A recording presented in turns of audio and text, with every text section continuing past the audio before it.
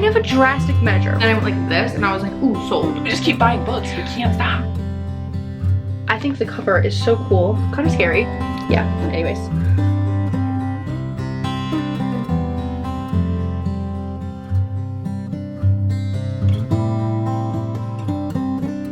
Hi guys, welcome to another video. In today's video, we are going to be doing kind of a drastic measure. Not necessarily an intervention, but like kind of. What are we doing? I don't know. She doesn't even know what we're doing, but I'm taking drastic measures and I'm putting this on us right here, right now. Sam doesn't even know what I'm saying. We are not going to be buying any more books until we cut our physical TBR in half. She just had me count how many we have. 47 books. 47. We currently have 47 books on our physical TBR. Yeah, physical TBR. And that is taking up, you can't see, but we have one of these right here. And that is taking up 3 whole shelves of a Billy bookcase from IKEA, if you know how big those are. This isn't just books going straight this way. There are books stacked. There's some books behind each other. Quite a little jam-packed situation. We have 47 books that we need to get through. And we're going to be doing a new series on our channel of trying to get through all of these books. So recently I went on Libib, which is an app that you kind of can do like a digital library, and you just scan all the books that you have to have like a collection on your phone so that you know what books you own. We're currently at 127. So out of 127 books, Sam has counted, and 47 of those are unread, which is roughly more than a third. More than a third. That's a bit alarming. We just keep buying books. We can't stop. We need to get through this. The only new books that we'll have available to us are the Kindle Unlimited books. Yes, yes. Unless it's a new release that I haven't thought of. In today's video, the specific version of the grand series of getting rid of books from our physical TBR is we're going to be specifically reading books from authors that we haven't read before. So new to us authors. This isn't necessarily new to the world authors, but just authors that we haven't read personally. So the first book that we're going to be reading is A Broken Blade. This is about this girl. Her name is Kira. She's the king's favorite assassin. And there's Faye. She's searching for answers, yada yada, there's a kingdom, all that good stuff. This is by Melissa Blair. Again, A Broken Blade. I think the cover is so cool. Kind of scary. And this is your sign. Read books that you already own. Stop buying new ones. I mean, buy some new ones, but don't buy this many new ones. I've never filmed from here, but I figured this is a funny angle. You're currently on my windowsill, and my windowsill is above the bed, so you can only imagine. So I'm standing on the bed to be able to talk to you right now. What's happening? 70 pages in. I haven't had something catch me off guard in a while where I'm genuinely like, where did that come from? Like, it just surprised me so much what just happened. I don't want to give a spoiler. It was good. I haven't given an update since we started it. It is good. It is something different, new. I really like the female main character. Well, she's our only main character, but it's in first person, and it is just like her inner monologue, the way that she thinks, the way that she's explaining the world, just everything about it. It's very fast and it's relatively seamless. Like, I'm not too confused. Like, you know how you're always confused when you first start a fantasy series. Kira is an assassin for the king. There's royalty, right? But in this royalty, he is, I don't know exactly what he is, but he's not Fae. And so they have like dark Fae that got kind of like banished-ish, and then they have elves, which they killed off in a war. And so now it's called, this whole series is called the Halfling Saga, and she and a bunch of other people are halflings, so like half elf, half human, mortal, and they're like the lower class. So she pays off her debts, well, not debts, but like gets to stay alive, I guess, by being the #1 assassin, and other people just get put into work, made into like slaves. But anyways, she's such a good assassin that she gets to be kind of like higher up, but still lower class compared to everyone else.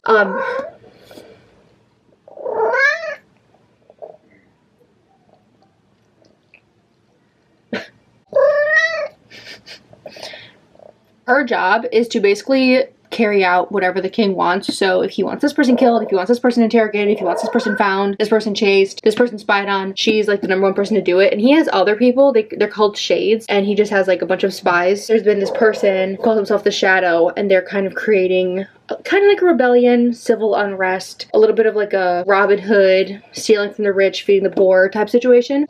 Yeah, anyways. Anyways, this is going very well, and I'm worried because I literally started this video by saying that we're going on a book buying ban, but now I feel like I'm going to want to finish this series. If I go with what I said, I can't read the rest of the series. I'm going to stay strong. I'm going to stay strong. Keep reading. We finished the book. 4.75 for me, and Samantha has said 5.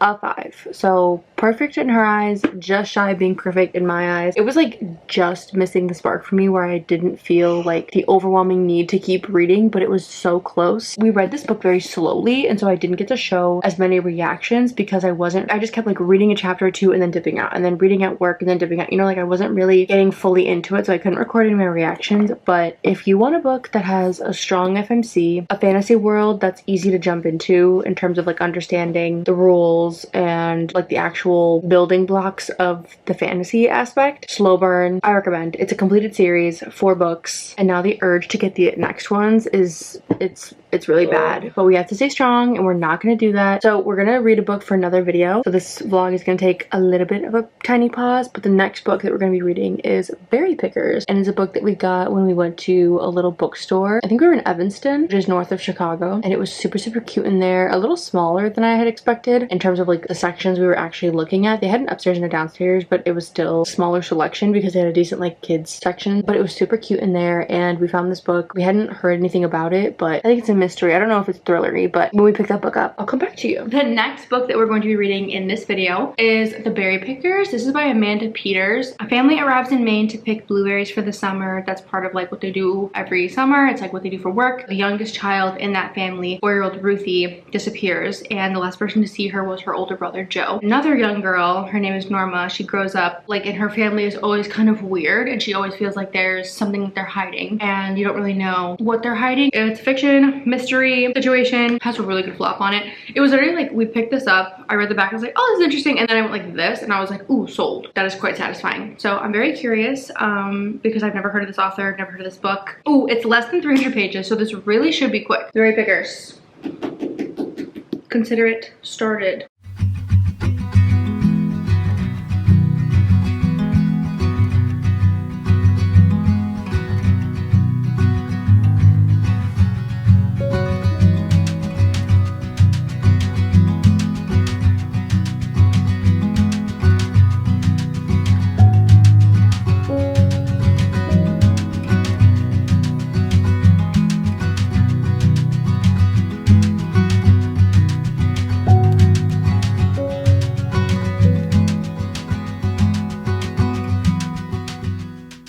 Hi guys, it's the next day. It's 6:32 in the morning. On page 231, I think this book is like 303 pages or something like that, so I don't have too much more to go. But I wanted to clarify something. So when I first started reading this book, I had it in my mind this was a mystery. It's not really. I mean, like when you look at what the genres are on Goodreads, like when you scroll all the way down, you could see all the genres that this book is. Mystery is one of them, but it's like the 5th one, I think. It's mostly fiction, historical fiction. So that was really funny. It's really good.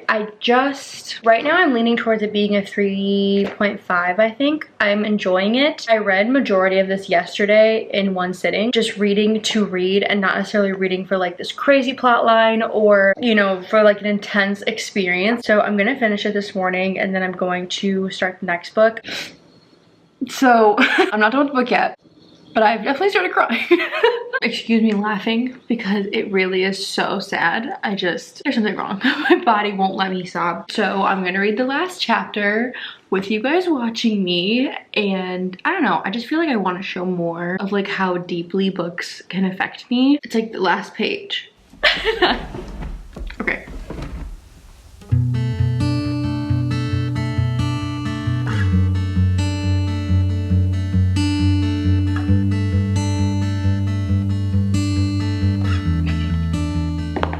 I need to gather myself and then I'll tell you my final thoughts about the book, the trigger warnings and all of that. I just think I need a second because that was really sad. I changed my battery so that I could yap, and I put on a hoodie because I'm cold. But if you don't want to know like anything about the plot of this, I'll put a thing for you to skip. I'm not really giving spoilers, but like if you don't want to know what happens or like what you can understand from the first like 2 chapters, then like skip. I guess where I want to start is obviously I told you earlier that this book is not a mystery really. I mean, it is a little bit. There's a disappearance of Ruthie when she was little, and then you're following Norma, who is a little girl with a past that you don't know, and her family acts really weird whenever she asks questions. It's pretty obvious from the very beginning that Norma and Ruthie are the same girl, and it's really just watching her figure it out and watching her go through the journey of all the different emotions that she has with her family, and just like watching her grow up. And then the other point of view is her brother, and he was the last one to see her, and just all of his emotional ups and downs and the mistakes he's made. And it's really just character studies of both of them and how they eventually find each other. There's a lot of sad emotional things in this book, so trigger warnings about this book. There's a lot of death, a lot of grief. Majority of the book is about some type of grief, whether it's the death of a loved one,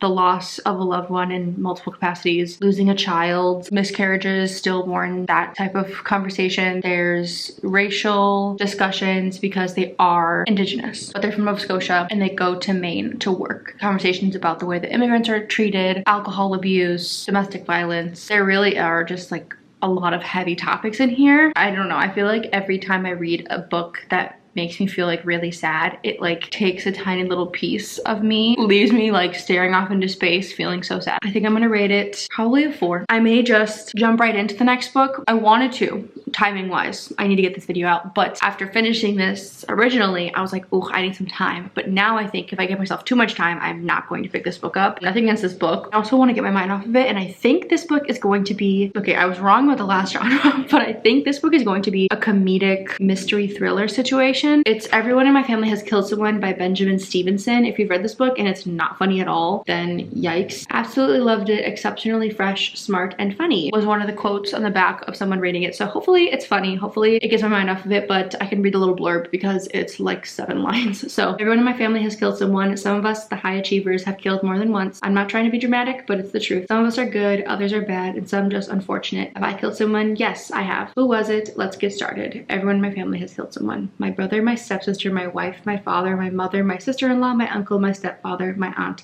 me. When I'm like flipping through, I could see that it's like divided by saying like my stepsister, and then I saw like my father. So I'm assuming it's the way that everyone has killed somebody. But yeah, it's described as being funny. So hopefully I can just blow right through this. It's like 330 pages on 355 is what it looks like.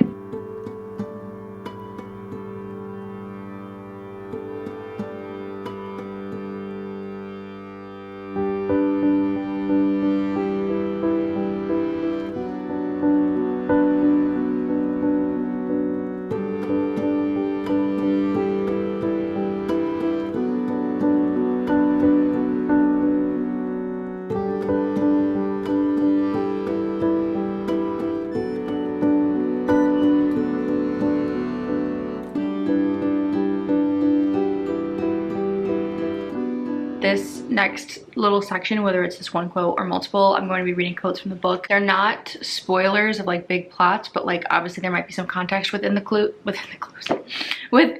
themselves. So if you don't want to hear quotes because you don't like hearing anything about what's going on like in the actual book, I've just noticed that the best writing and the writing that will like stop me in my tracks or give me that itch to annotate, which I'm not annotating this book, but I easily could have. The one-liners that make me stop and put down the book and really like space out and think about it are always in the books that I've never heard anything about or that didn't get the best reviews. Part of it just makes me think that not that people don't want good writing anymore, but that like it's so underappreciated when an author is really trying to speak to you. I feel like people so often want the book to do everything for you, for everything to be laid out, and so you just don't have to think. And that's fun and all. I don't know, I'm definitely someone that prefers for something to make me ponder. Like I want to be sitting, staring off into space, thinking about a quote all day and not be able to move past it because there's so many different ways to interpret it and so many connections to the story and real life and personal life, and it just goes on and on. Like I prefer that type of writing. If you don't, then maybe you wouldn't prefer the books I like. I mean, I don't always like books like that. Like I definitely need to get more into my fiction era for books like that, but I don't know, I've just noticed that whenever I find like great writing, the book is never past a 4-star. They're talking about grief and life after a death. I can see another side to my mother's actions because now I know that in the months after something so devastating, everything feels like sleepwalking. Life becomes a stuporous fulfillment of routine where even walking to the supermarket feels like you're dragging your limbs through air as heavy as the drying rooms. Every basic task starts to feel like a decision, and that becomes so draining that you end up unable to make any of them. It's winding up in the kitchen without knowing why you went in there. It's taking us to swim school on a Tuesday instead of tennis. It's getting 2 haircuts, not because you're busy, but because you forgot we went yesterday. Our routine was intended to keep us busy, sure, but the repetition was a comfort against the burden of decision making, a burden that I know now our mother wore heavily. Also, like, it says air as heavy as the drying rooms. They're staying at a ski resort, and there's a room where you take off all of your gear, and so it's super humid in there, and that's what he's referencing when he says air is heavy as the drying rooms. I don't know, I want to do more of this where I feel like we're actually book clubbing, and like book clubbing, I'm just imagining someone at a club with a book like that's really funny, but no. But we're actually discussing the book, because I feel like it's so easy to like a couple of reactions, the book was good, move on. Like I want to actually dissect sometimes with you guys. I'm gonna try to do it in a way that's not spoiler-y. This type of writing is what I eat up. It's talking about grief, it's talking about life after grief, life after something traumatic. It's just so hard to go back to everyday living, and you just feel so ridiculous. How could you be living a normal life after whatever it was and going to the supermarket? Like him describing it as feeling like your arms and legs are heavy, and that living day-to-day life is hard. Not even just like because you're thinking about whatever it was, you went through something so horrible. How can you just go about your regular day and pick out tomatoes at the store? I don't know. Books like this, whether it's fantasy, romance, whatever, a book that whether something traumatic is happening, whether the writing is really like beautiful, whether I could really relate to it, or sometimes even the writing isn't that profound, but just the events that are happening or a connection to a character is enough to stop me in my tracks, where I have to hold the book like this, where I stick my finger, like I don't even have a bookmark in here. That is why I keep reading. That is what makes me obsessed with reading. That's why I've always loved reading. I'm just feeling so much from this little portal that has thrown me into this world and universe, and somehow I'm able to connect with made-up people at a ski resort where the entire family murders people. Somehow I'm like, yeah, I feel you. Like how? Marcelo closed his eyes, held still for a beat, and then opened them. I knew that slow blink. It's what people do when they wish they could rewind something just for a few seconds. To not see their partner in bed with someone else, to not hear something they know is a lie, to not hear something they know is the truth. With their eyes closed, they rebuild the world unchanged, the way it was before. Hi guys, so it is now time to end the video because I have finished this book. So I ended up rating this to 3.5 stars, and I think it's funny that I specifically highlighted that whenever there's really good writing, the book never gets past 4 stars, and then I'm rating it a 3.5. The main reason that I do want to rate it where it is, I loved a lot of aspects of it, but the book as a whole is not my favorite. Like there are things about it that I'm going to think about for a while. The actual plot and specifically the ending, for lack of other words, it was kind of a cluster. And I don't mean that in a bad way. I think I'm just used to books that have like this much going on. I'm kind of expecting for them to be longer so that things can get explained more, things can get drawn out better. And that's just not what we got because of how short this is. It's around 350 pages. I just felt like there was enough in here that we could have gotten a longer book, and I think I would have preferred if it was a longer book, because especially the end, it, without giving spoilers obviously, it turned into, we hadn't quite yet gotten to the point in my mind where the reader could start putting things together without it being like, let me sit you all down and explain how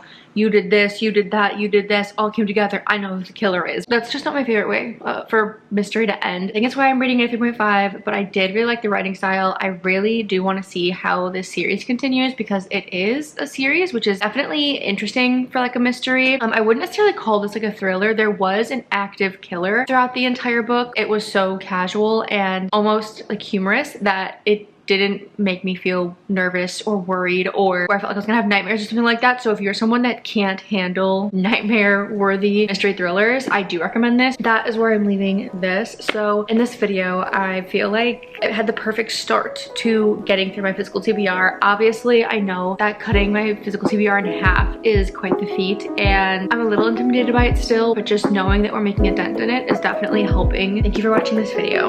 I appreciate you so, so much. Bye!